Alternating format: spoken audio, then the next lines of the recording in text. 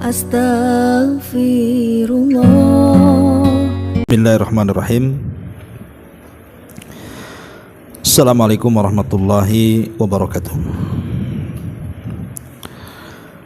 Bihamdillahi wassalatu wassalamu ala rasulillah wa ala alihi wa sahbihi wa mawalah wa la hawla wa la quwata illa billahi wa ba'du.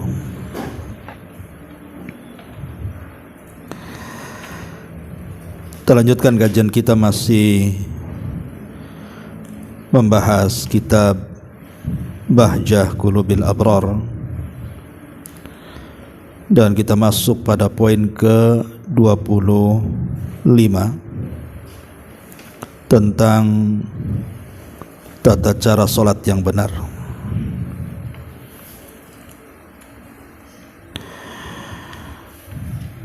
Kita baca hadisnya baru kita terangkan. An Malik ibni al-Huwairithi radhiyallahu anhu qala qala Rasulullah sallallahu alaihi wasallam sallu kama ra'aitumuni usalli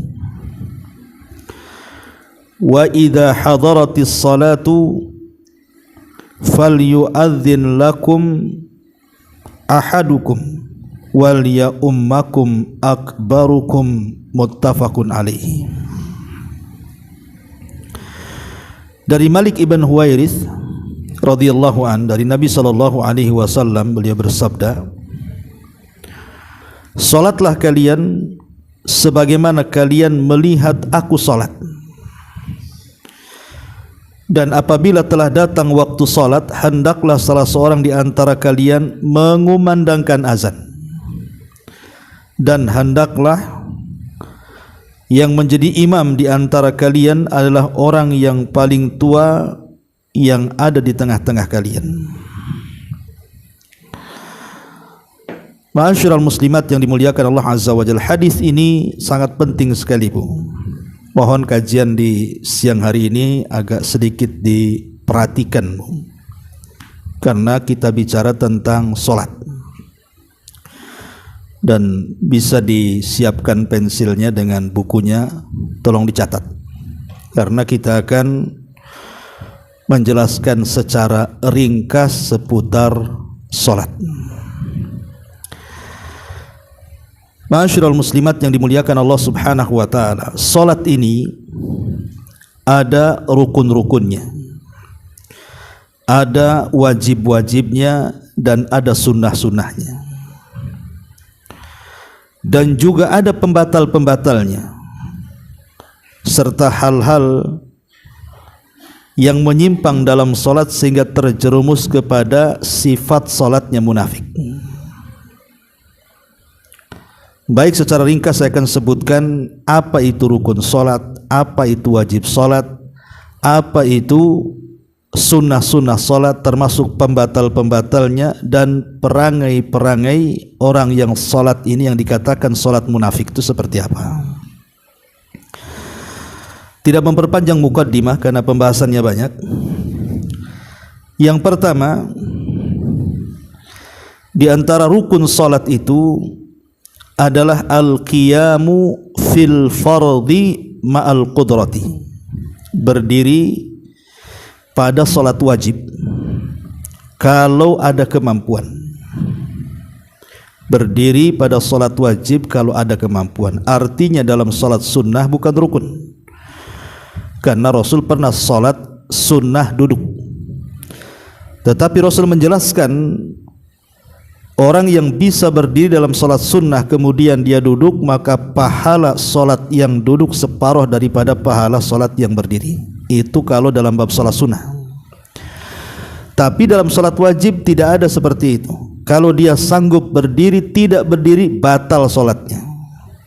Karena berdiri dalam salat wajib itu hukumnya rukun, dan rukun itu tidak bisa ditinggalkan dan tidak bisa digantikan.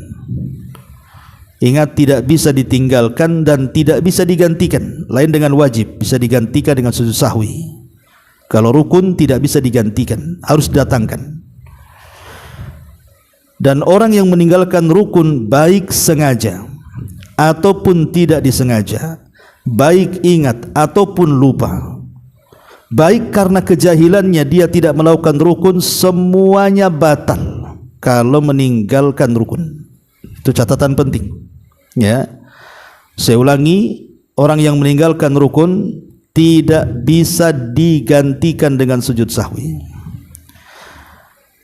Dan kalau sampai ditinggalkan, apakah ditinggalkannya ingat ataukah tidak ingat, sengaja atau tidak disengaja, atau karena kejahilan, karena dia mungkin baru mengenal salat, tetap batal.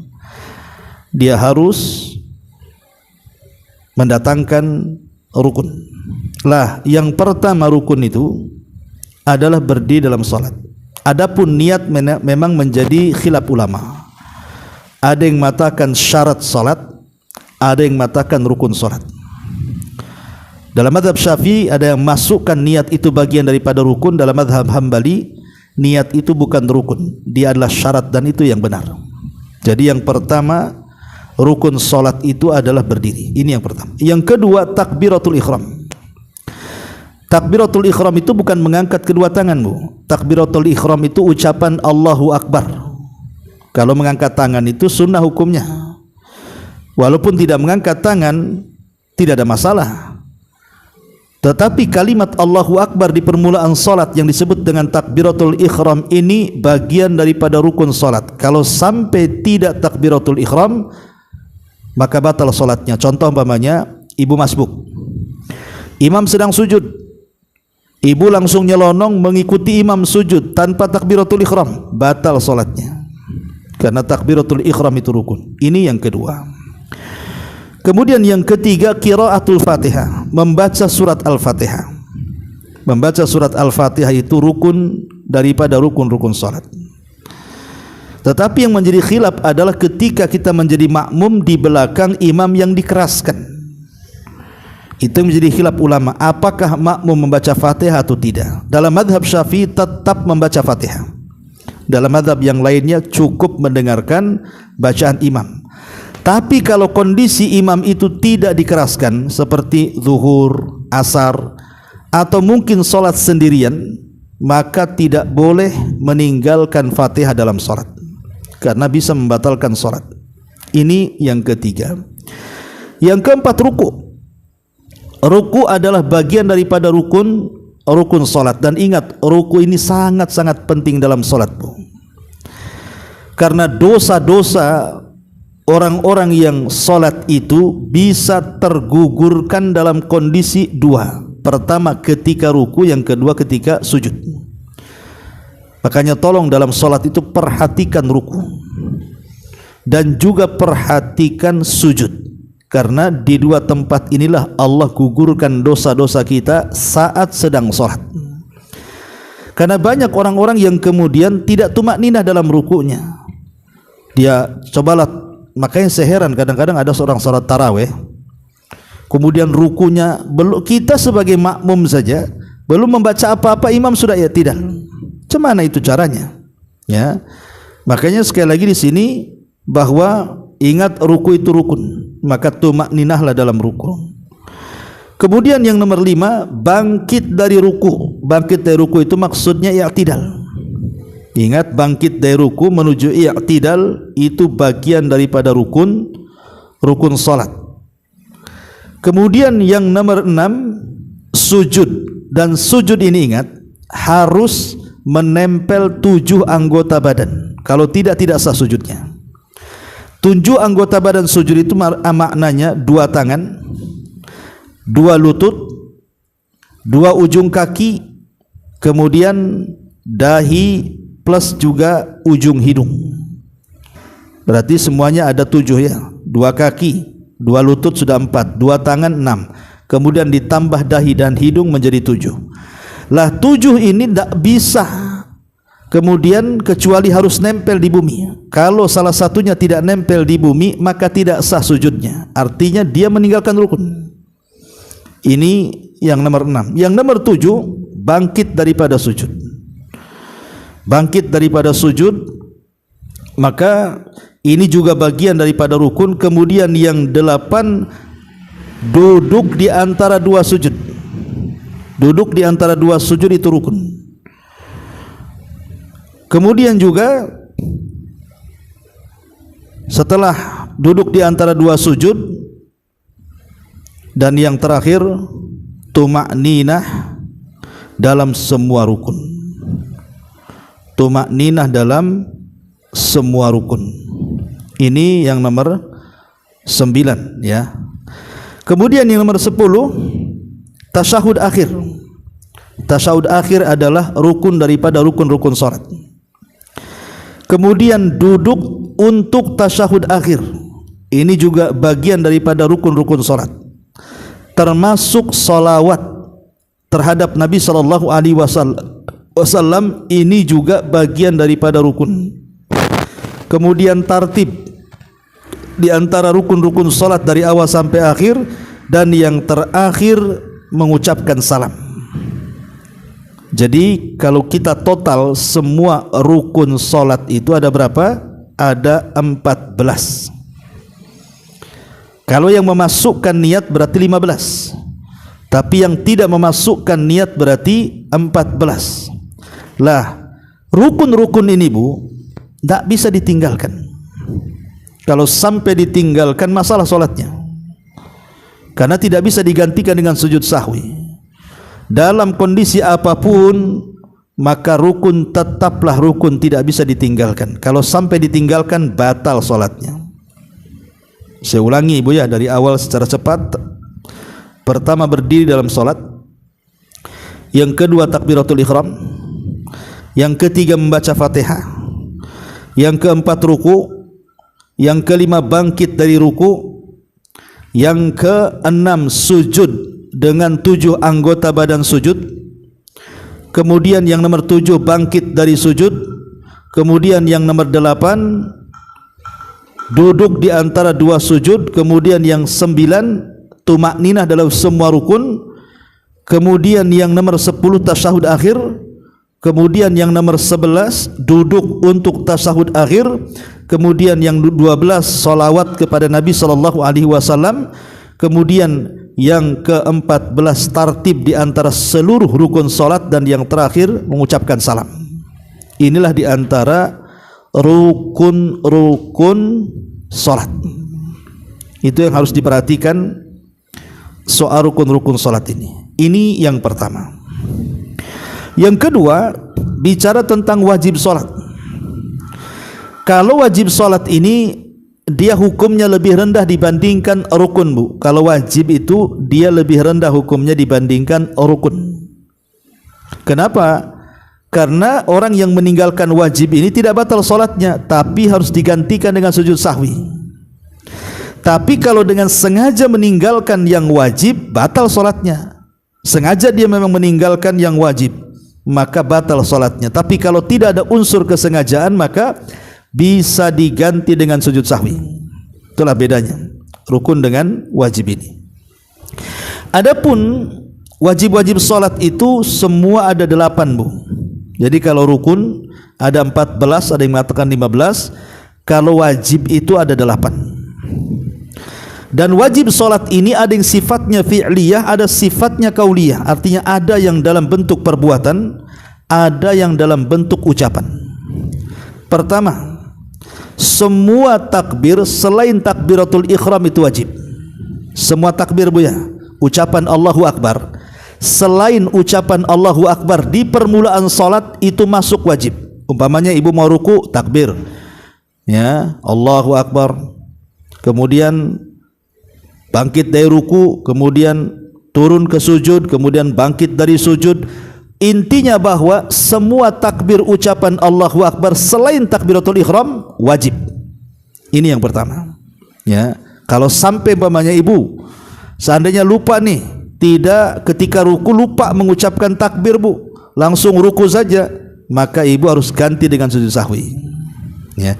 Ini yang pertama. Yang kedua, ucapan subhana rabbiyal azim. Ucapan subhana rabbiyal azim. Kapan itu? Saat ruku. Rukunya rukun, tapi ucapan subhana rabbiyal azimnya wajib, tidak boleh ditinggalkan. Kalau sengaja ibu tinggalkan tidak membaca subhana rabbiyal azim, batal solatnya. Tapi kalau ibu lupa mengucapkan subhana rabbiyal azim, ibu diam saja, bisa digantikan dengan sujud sahwi. Subhana rabbiyal azim. Ini yang kedua. Kemudian yang ketiga, ucapan sami Allahu liman hamidah, baik untuk imam ataupun untuk yang sholat sendirian. Karena makmum itu cukup mengucapkan Rabbana walakal ham. Tapi kalau imam, dia mengucapkan sami Allahu liman hamidah sangat bangkit dari ruku atau ketika kita sholat sendiri, maka itu hukumnya wajib. Ini yang ketiga. Kemudian yang keempat, ucapan Rabbana walakal ham bagi makmum. Ketika imam dia bangkit dari ruku membaca sami Allahu liman hamidah, maka kita sebagai makmum membaca Rabbana walakal ham. Kemudian yang nomor 5, ucapan subhana rabbiyal a'la wa bihamdi. Jadi sujudnya itu rukun, tetapi bacaan sujudnya wajib, subhana rabbiyal a'la dalam sujud. Tetapi yang wajib itu satu kali saja, Bu. Seperti ketika ruku atau ketika sujud. Ketika ruku kan subhana rabbiyal azim, ketika sujud subhana rabbiyal a'la. Itu yang wajib satu kali. Kalau ibu tambah 2 sampai 3 kali, berarti tambahannya itu sunnah, karena yang wajib satu kali. Ini juga termasuk yang poin kelima, wajibatus shalah. Kemudian poin yang keenam, ucapan rabbighfirli. Kapan itu? Di antara duduk di antara 2 sujud. Duduk di antara 2 sujud itu rukun, tapi bacaannya rabbighfirli itu wajib, jangan ditinggalkan. Minimal 1 kali, lebih daripada itu sunnah, ya. Kemudian yang nomor 7, tasyahud awal.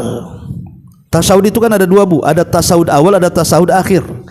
Kalau tasyahud akhir rukun, tapi kalau tasyahud awal wajib. Berarti kalau ibu lupa nih tidak tasyahud awal, tidak membatalkan salat, cukup ibu sujud sahwi sebelum salam. Tapi kalau ibu meninggalkan tasyahud akhir, batal salatnya karena meninggalkan rukun, ya. Ini harus dipahami. Kemudian juga duduk untuk tasyahud awal. Duduk kepada tasyahud awal.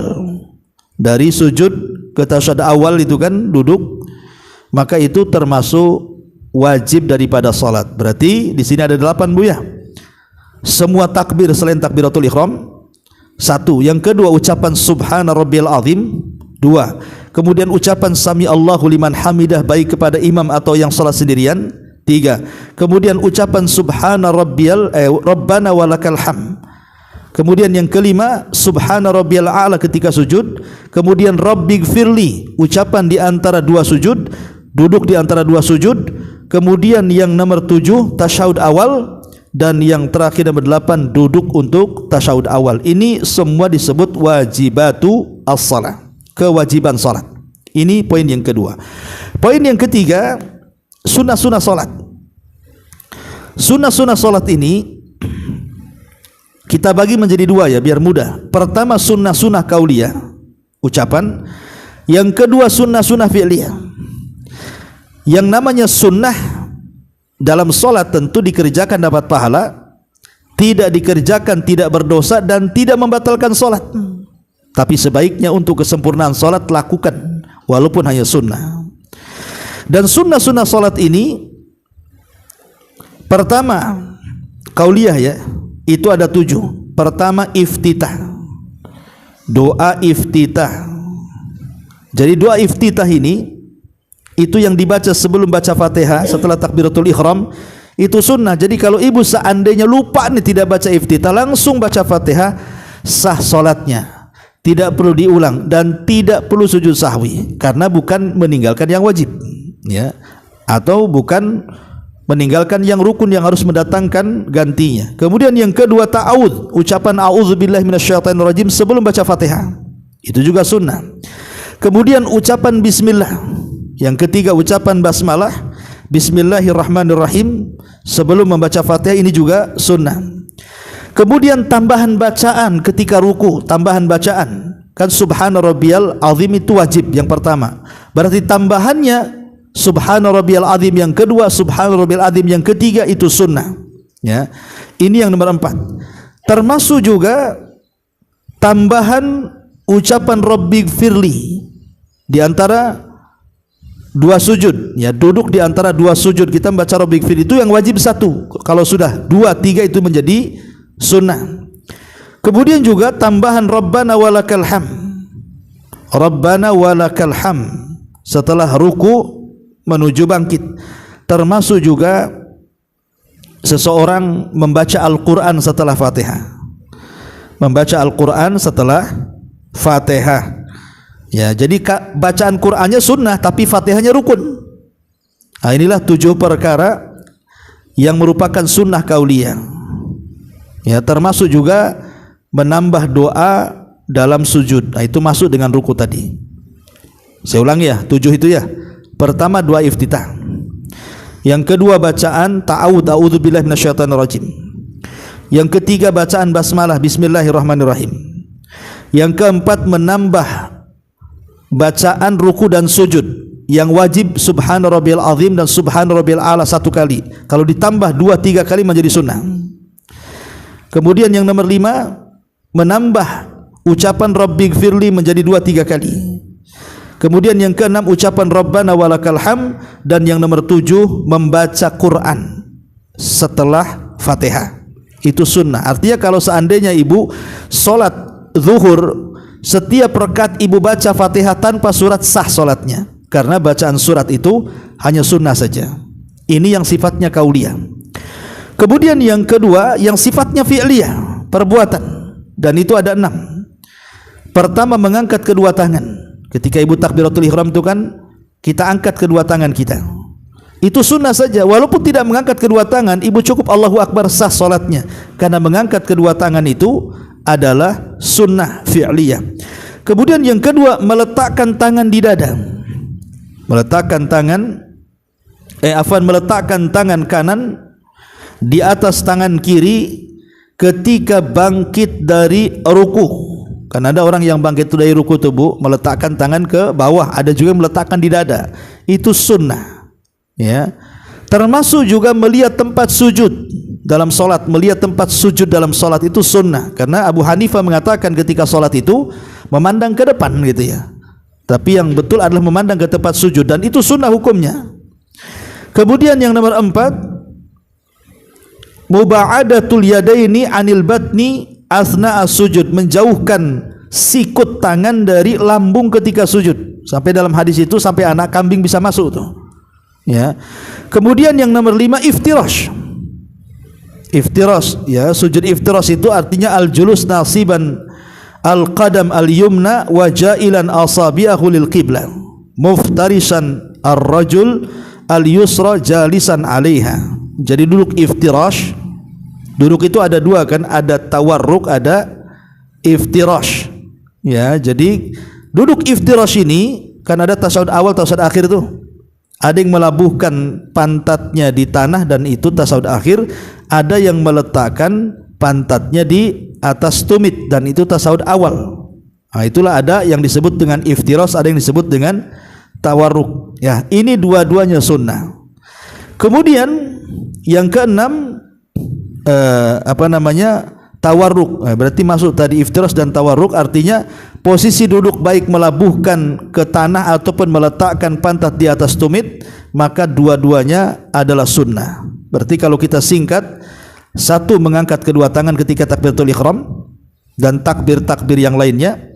Kemudian meletakkan tangan kanan di atas tangan kiri sebelum ruku atau setelah ruku.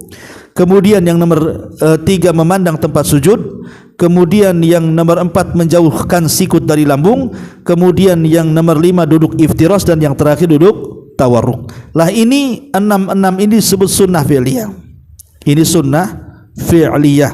Inilah yang disebut dengan rukun-rukun salat, wajib-wajib salat, dan sunnah-sunnah salat. Saya ulangi, kalau rukun tidak bisa ditinggalkan, tidak boleh ditinggalkan. Dan kalau sampai ditinggalkan tidak tergantikan dengan sujud sahwi.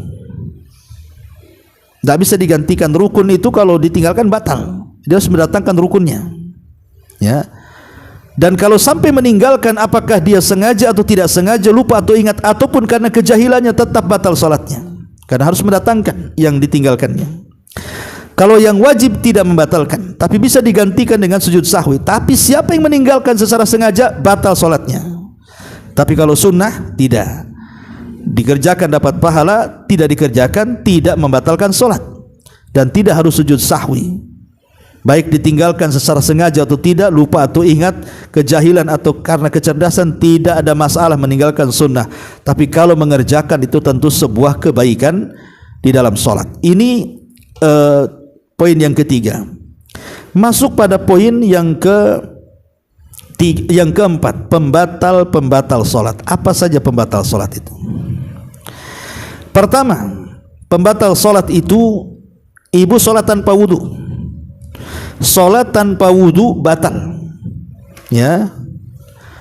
Ini yang pertama. Yang kedua, ibu tahu dalam pakaian ibu ada najis.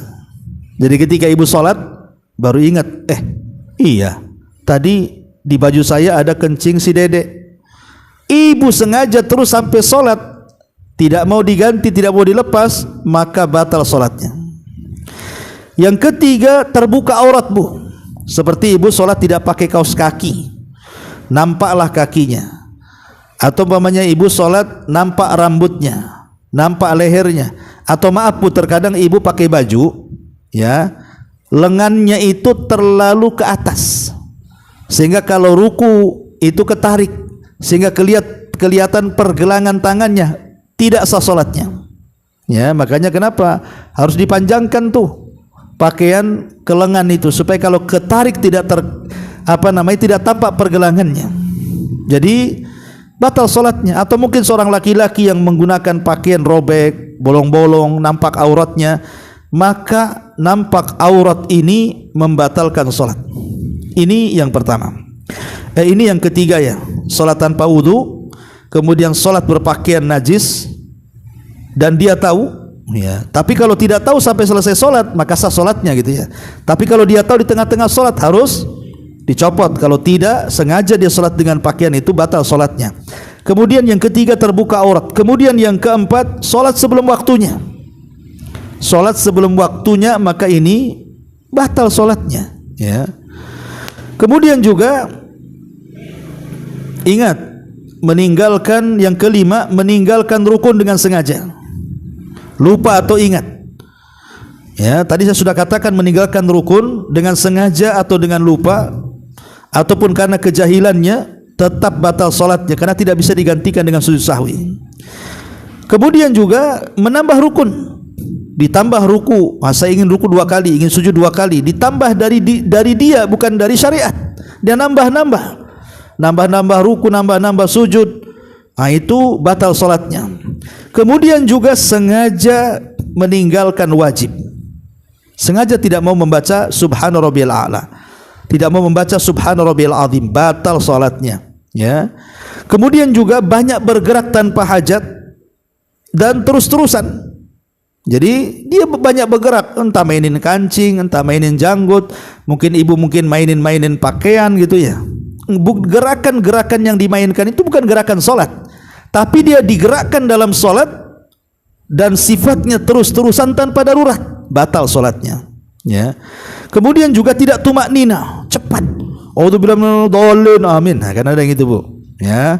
Nah, ini apa ini? Kok tahu dhalin saja? Ya. Nah, ini terlalu cepat bacaannya, terlalu cepat gerakannya, batal salatnya. Ya. Atau memotong niat bu. Memotong niat itu seperti ini. Ibu salat asar, ketika dapat 2 rakaat, saya belum salat duhur ini, udahlah saya salat duhur aja. Tidak bisa bu, batal salatnya mulai dari awal, karena ibu memotong niat di tengah-tengah. Ini juga termasuk pembatal salat. Ya, kemudian tertawa sampai bersuara. Tertawa sampai bersuara, maka batal salatnya. Kalau hanya senyum saja, maka makruh hukumnya. Ya. Kemudian juga sengaja bicara di luar salat, walaupun hanya dengan 2 huruf. Contoh umpamanya aduh, gitu umpamanya kan. Dan tidak darurat. Lain kalau dia memang sakit, ya memang sakit sehingga dia harus mengeluarkan kalimat aduh. Tapi kalau dengan sengaja mengatakan kalimat aduh, ini batal solatnya, kan itu kan lebih dari 2 huruf tuh. Ya walaupun hanya 2 huruf tetap batal solatnya.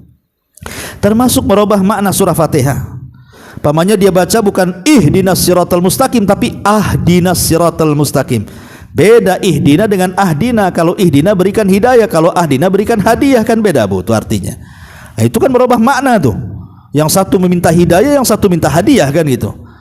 Jangan dibaca ahdina ihdina atau menghilangkan tasdid dalam kalimat iyyaka. Ya. Karena takut nanti maknanya berubah. Maka merubah makna dalam surah Al-Fatihah sehingga akhirnya kemudian amburadul bacaannya, maka itu bisa membatalkan Fatihah. Lain kalau yang dibaca surat. Karena kan membaca surat itu hukumnya sunnah. Kalau ada kesalahan-kesalahan sedikit gitu ya, mungkin dimaafkan. Tapi kalau Fatihah maka tidak bisa, ya. Ataupun mungkin menangis Bu, tapi nangis itu bukan urusan akhirat. Kalau nangisnya dalam salat itu urusan neraka, takut azab, takut di padang mahsyar, takut di kubur, enggak apa-apa menangis dalam salat. Dan itu bagian daripada khusyuk kan. Tapi kalau nangis itu Bu, aduh bulan ini suami paling berapa lagi nih? Paling kemarin 1 juta sebulan, jangan-jangan dikurangi pula sama suami, nangis akhirnya. Ini kan urusan dunia Bu. Jualan enggak laku, nangis dalam salat, ya kan? Ya, jadi urusan-urusan dunia ingat, atau ingat suami yang sedang safar kemana, ya, nangis. Tidak bisa urusan dunia, nggak boleh. Kalau nangis dalam urusan dunia batal solatnya. Tapi kalau nangis dalam urusan akhirat dibolehkan. Ya, termasuk juga mengucapkan kalimat kufur sebelum solat. Pamannya dia istihza, mencela Allah, mencela agama, mencela Nabi sebelum solat. Tiba-tiba ambil wudu solat, percuma solatnya, Anda kafir. Ya, lah ini 16 perkara ini termasuk pembatal-pembatal solat Bu. Yang saya sebut ini ada 16 perkara, hilangkan itu dalam solat kita, karena itu bisa membatalkan solat. Ya. Kemudian poin yang kelima, ada solat-solat itu Bu yang merupakan sifat-sifat munafik, bukan sifat-sifat orang yang beriman. Seperti yang pertama, ketika dia solat dia tidak mengharap pahala sama sekali. Dan ketika dia meninggalkan solat pun tidak merasa dosa. Ini munafik ini. Ini ciri-ciri munafik. Ya. Yang kedua, malas ketika berdiri dalam solat. Wa idza qamu ila sholati qamu kusala. Ketika berdiri dalam solat malas-malas dia, maunya cepat-cepat aja. Ya. Ini juga termasuk sifat-sifat munafik. Ya. Termasuk yang ketiga, riya dalam solatnya. Ingin dilihat orang, ingin dipuji orang, ataupun sum'ah, ingin didengar orang. Maka ini juga solat-solat ala munafikin.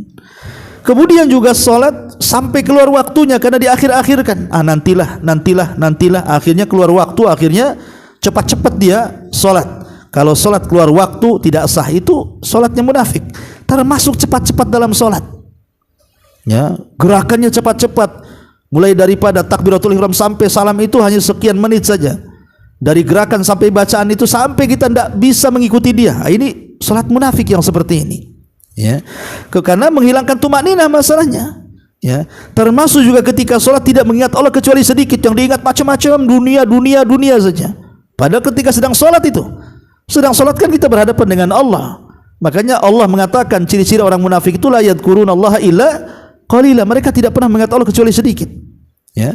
Kemudian juga terus-menerus meninggalkan Jumat dan jamaah. Ini juga termasuk alamat-alamat salatnya orang-orang munafik. Ya, inilah 5 poin Bu yang harus diperhatikan dalam salat-salat kita. Ya, baik, kita masuk kitabnya sedikit, kita baca di sini. Ya, perhatikan kitabnya Bu di sini. Di sini ada beberapa faedah yang bisa kita petik dari hadis sallu kama raaitumuni usalli. Salatlah kalian sebagaimana kalian melihat aku salat. Dan apabila datang salat hendaklah diangkat seorang muadzin untuk adzin dan diangkat seorang imam yang paling tua di antara mereka. Di sini Nabi sallallahu alaihi wasallam mengatakan sallu kama raaitumuni usalli. Salatlah kalian sebagaimana melihat aku salat. Artinya jangan ibu salat kecuali harus sesuai dengan salatnya Nabi. Ya, karena semua ada tuntunannya. Tidak boleh membuat salat-salat sendiri yang tidak dicontohkan Rasul, karena akan sia-sia. Man amila amalan laisa alaihi amruna fahuwa rad. Barang siapa yang mengamalkan sebuah amalan yang tidak ada contohnya, maka tertolak. Seperti mamanya solat bukan pakai bahasa Arab, pakai bahasa Indonesia. Fatihahnya di bahasa Indonesiakan, suratnya di bahasa Indonesiakan. Ini tidak ada contohnya. Ya, tertolak salatnya. Ya, ini faedah yang pertama dari hadis ini. Kemudian yang kedua, kalimat pertama dalam sabda Nabi sallallahu alaihi wasallam, "Idza hadaratis salatu falyu'adzin lakum ahadukum." Apabila telah masuk waktu salat, hendaklah salah seorang di antara kalian mengumandangkan azan. Kata beliau, hadis ini menunjukkan tentang disyariatkan azan. Bahkan wajib hukumnya karena Nabi memerintahkan azan tersebut. Dan azan itu dikumandangkan setelah masuk waktu salat, kecuali salat fajar, salat subuh. Kenapa? Karena ada dua azan, azan pertama dan azan kedua. Tapi selain subuh maka dikumandangkan ketika masuk waktu. Ya, ini yang harus dipahami tentang hadis ini, masalah azan. Ya. Adapun masalah azan sendiri, kita disunahkan untuk tardid, mengikuti ucapan muazin, kecuali dalam hayya 'alas shalah dan hayya 'alal falah. Kita katakan la haula wala quwata illa billah. Baru setelah itu kemudian kita membaca Allahumma rabb hadhihi da'wati tammah was salatil qa'imah ati Muhammadanil wasilati wal fadilah wab'atsu maqama mahmudanil ladzi wa'adtaha. Ini semua sunnah. Ya, bagi orang yang mendengar azan membaca doa ini, dan doa ini kalau dibaca berarti kita akan mendapatkan syafaat Nabi SAW. Yang kedua, Rasul mengatakan wal ya ummakum akbarukum, dan hendaklah yang menjadi imam adalah orang yang tua di antara kalian. Kalimat yang tua di antara kalian tentu ini ada catatan ulama. Kenapa? Karena ada hadis yang lain di mana Nabi SAW mengatakan ya ummul qaumu aqra'ukum li kitabillah.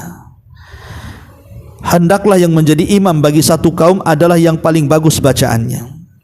Fa in kanu fil qiraati sawa, kalau dalam bacaannya sama, fa'alamuhum bisunnah, maka siapa di antara keduanya yang paling paham dengan sunnah-sunnah Nabi, terutama hukum-hukum salat. Fa in kanu fi sunnati sawa, kalau dalam pengetahuan agama tentang salat dan yang lainnya sama, fa aqdamuhum hijratan, siapa di antara keduanya yang duluan tobat duluan hijrah, au islaman, ataupun yang paling Islam. Lah kecuali kalau semuanya sama hijrahnya, gitu ya, Islamnya juga sama, maka tua itu yang terakhir. Berarti siapa yang paling tua itulah yang paling utama. Jadi soal tua muda itu justru diakhirkan dalam bab imam salat, Bu ya. Sebab kalau kita lihat di kampung-kampung itu, perasaan musola masjid itu udah tua-tua imamnya. Anak-anak muda tidak boleh maju tuh. Padahal anak muda itu bacaannya bagus, hafalannya banyak kan, kadang-kadang gitu. Bahkan dianggap kualat itu kalau seandainya dia menempati imam. Ini kan karena pengetahuan di kampung kurang paham tentang masalah fikih imam tuh. Ya, padahal masalah ketuaan itu justru diletakkan di akhir hadis. Pertama, kata Rasul, yang cerdas dulu ilmu pengetahuan Qur'annya, tajwidnya, hafalannya, makhorijul hurufnya, dan begitu seterusnya. Kalau umpamanya ada dua-duanya sama, siapa di antara keduanya yang paling cerdas tentang hukum-hukum salat? Minimalnya hukum salat lah, umumnya hukum-hukum Islam. Oh, sama dua-duanya. Berarti pilih di antara keduanya, mana yang duluan masuk pesantrennya, mana yang duluan hijrahnya, mana yang duluan taubatnya, mana yang duluan Islamnya, gitu ya. Sama, baru cerita umur.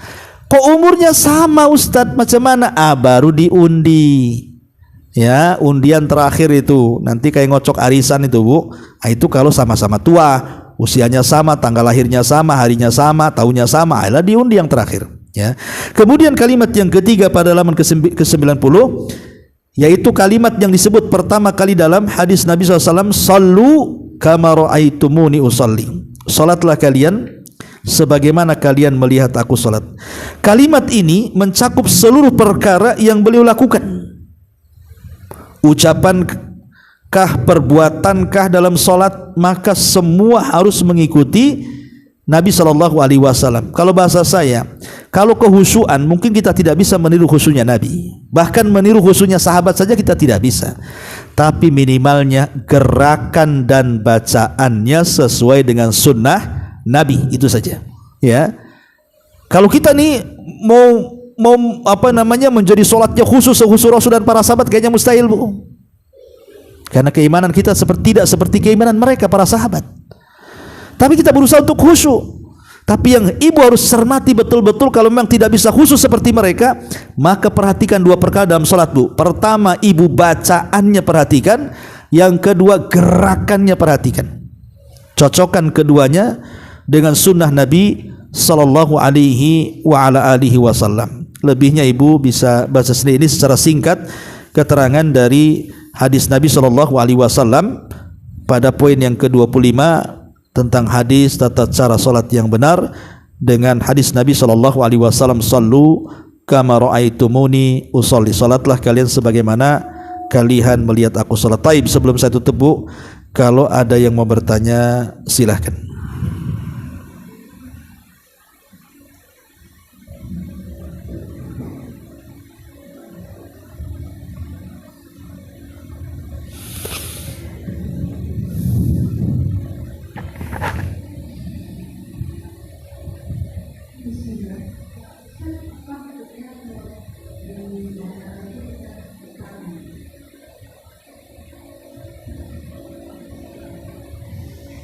Kalau kita ada bicara tepuk tangan atau Tepuk tangan dalam acara?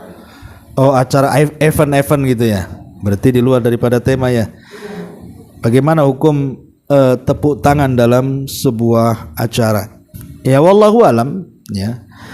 Kalau itu tasyabuh dengan orang-orang kafir, orang-orang fasik, ya sebaiknya tidak boleh tepuk tangan itu. Karena tepuk tangan kan ada dua.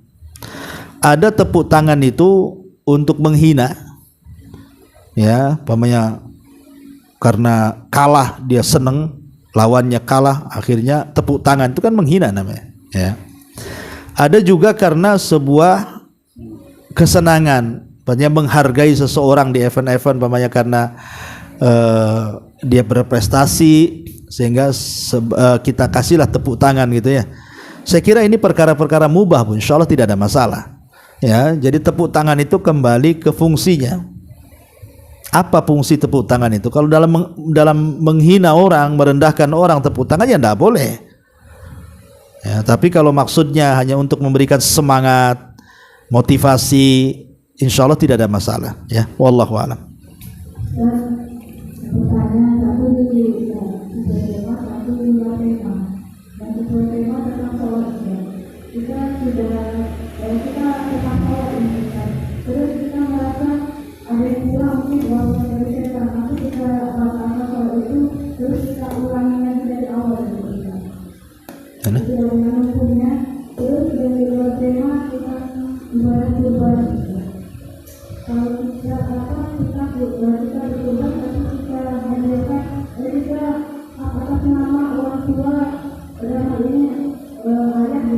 Sudah mati.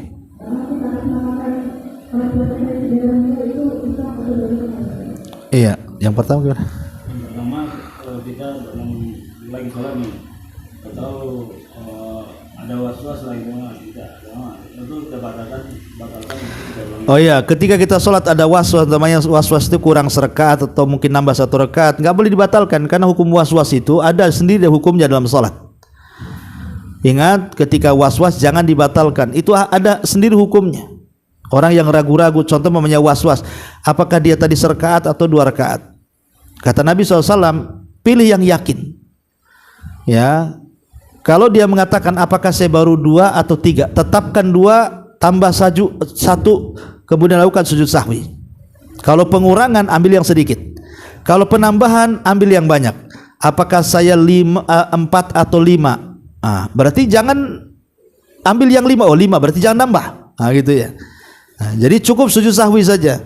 Jadi hukum was-was itu ada sendiri, tidak boleh membatalkan sholat. Makanya Nabi mengatakan dalam sebuah hadis itu, apabila terdengar suara dari perut kalian, maka jangan dulu membatalkan sholat sampai kau dengar ledakannya ataupun kau dengar mencium baunya, maksudnya kentut. Ya, artinya nggak boleh kita was-was hanya gara-gara kerubuk-kerubuk dalam perut kan, sampai ada bukti bahwa kita kentut atau tidak. Ya, jadi nggak boleh was-was membatalkan sholat. Lanjutkan aja sholatnya. Kalau lupa ya ingat-ingat berapa rakaat, tambah, lakukan sujud sahwi. Kalau lebih ya jangan ditambah gitu, cukup lakukan sujud sahwi. Kalau ragu-ragu umpamanya ya antara ini dan itu, maka milihlah di antara 2 keraguan itu, kemudian lakukan sujud sahwi. Ya, jadi itu dalam was-was ada. Adapun kemudian di luar tema soal kurban bagi orang yang meninggal, itu ada 3 poin. Pertama, mensyarikatkan orang mati ke orang hidup, maka ini boleh. Umpamanya saya punya kambing, saya sembelih, ya Allah ini kambing kurbanku, kambing keluargaku, kambing istriku, kambing suamiku, kambing anakku, plus orang tuaku yang sudah meninggal. Boleh, tidak ada khilaf. Atau yang kedua, karena sebelum meninggal orang tua berwasiat atau bernazar, boleh tanpa khilaf. Yang jadi khilaf adalah sengaja beli kambing untuk dikorbankan kepada orang tua yang sudah meninggal. Jadi bukan karena diserikatkan, bukan karena wasiat, bukan karena nazar, memang semata-mata ingin tabarruk, berbuat baik kepada orang tua yang sudah meninggal, beli kambing kemudian diniatkan orang tua. Ini jadi khilaf ulama. Ada yang mengatakan itu bid'ah, tidak ada. Karena Rasul juga tidak pernah korban kepada Khadijah, padahal Khadijah meninggal duluan. Tidak pernah korban kepada anak-anak putrinya, padahal meninggal duluan. Tapi ada yang mengatakan boleh, tidak ada masalah walaupun dikhususkan kepada orang tua kalau niatnya sedekah. Karena dalam korban itu kan ada sedekah juga, sepertiga disedekahkan. Dan sepakat orang sedekah sampai pahalanya kepada orang yang mati. Ya, sehingga ini masalah khilafiyah ulama. Cuman kalau ingin keluar dari khilaf sebaiknya diserikatkan saja dengan orang hidup. Wallahu a'lam. Kemudian di sini ada pertanyaan juga. Maaf Ustadz, ana pernah baca di sebuah postingan bahwa sembelian orang yang tidak sholat maka dagingnya haram. Sedangkan sembelian Yahudi dan Nasrani boleh kita makan. Mohon penjelasan. Maksudnya orang yang meninggalkan sholat sampai taraf kafir. Ya, seperti apa sholat sampai taraf kafir itu? Ketika dia lebih banyak meninggalkan sholat dibandingkan melakukannya. Umpamanya 1 tahun tidak pernah sholat, Idul Fitri saja dia muncul, Idul Adha saja dia muncul, Jumatan saja dia muncul. Maka Ibnu Taimiyah mengatakan man taraka sholata jumlatan faqad kafar. Siapapun yang meninggalkan sholat secara jumlah lebih banyak meninggalkan dibandingkan mengerjakan, kafir. Satu. Yang kedua, orang yang mengingkari kewajiban sholat. Duhur nggak wajib, asar nggak wajib, maghrib nggak wajib, isya nggak wajib, subuh nggak wajib, kafir. Ya, kalau sampai dia mengatakan begitu, bisa kafir. Ya. Adapun kemudian dia sering sholat, cuman sekali-kalilah meninggalkan sholat, bukan karena mengingkari kewajibannya, karena kemalasannya. Ini menjadi mahalul khilaf, tempatnya khilaf ulama. Ada yang mengatakan walaupun dia mengakui kewajiban sholat, kalau meninggalkan sholat tetap kafir. Itu satu pendapat. Tapi pendapat yang kedua tidak. Dia tidak sampai kafir, tapi dia fasik saja, kufrun duna kufrin. Ya, maka sebaiknya jangan meninggalkan sholat karena konsekuensinya berat. Kalau dalam postingan itu kan masih umum ya kata-katanya. Sembelian orang yang meninggalkan sholat haram, sembelian Yahudi Nasrani halal. Itu kan masih umum. Maksudnya kita rinci kapan sembelihan orang yang meninggalkan sholat itu menjadi haram, ketika sampai taraf kafir yang saya sebutkan tadi. Ya, kalau sampai taraf kafir, ngapain sembelihan orang kafir? Ya, karena dia kan murtad dari Islam. Ya, sembelihan orang kafir karena posisi orang murtad itu di neraka lebih dalam dibandingkan orang kafir asli. Ya, dan orang munafik lebih dalam lagi dibandingkan orang yang murtad. Jadi munafik paling dalam, di atasnya munafik murtad, di atasnya baru orang kafir asli, Yahudi dan Nasrani. Adapun Yahudi dan Nasrani, kenapa dia sah dan boleh dimakan? Karena nas Quran yang mengatakan wa ta'amul ladzina utul kitaba halal lakum, dan makanan ahli kitab itu halal bagi kalian. Itu nas Quran ada, tapi tidak ternaskan orang yang murtad dari Islam halal sembelihannya. Ya. Jadi orang yang meninggalkan sholat itu kalau sampai taraf kafir, pertama tidak boleh disolatkan, kedua tidak boleh dimandikan, tidak boleh dikafankan, tidak boleh dikuburkan di kuburan kaum muslimin, tidak halal kemudian dinikahkan dengan anak kita, tidak halal sembelihannya, dan macam-macam. Itu konsekuensinya berat orang meninggalkan sholat itu kalau sampai taraf kafir. Saya ulangi ya, wallahu a'lam. Taib, sampai di sini. Ya, mudah-mudahan ada manfaatnya. Subhanakallahumma bihamdika asyhadu an la ilaha illa anta astaghfiruka wa atubu ilaik.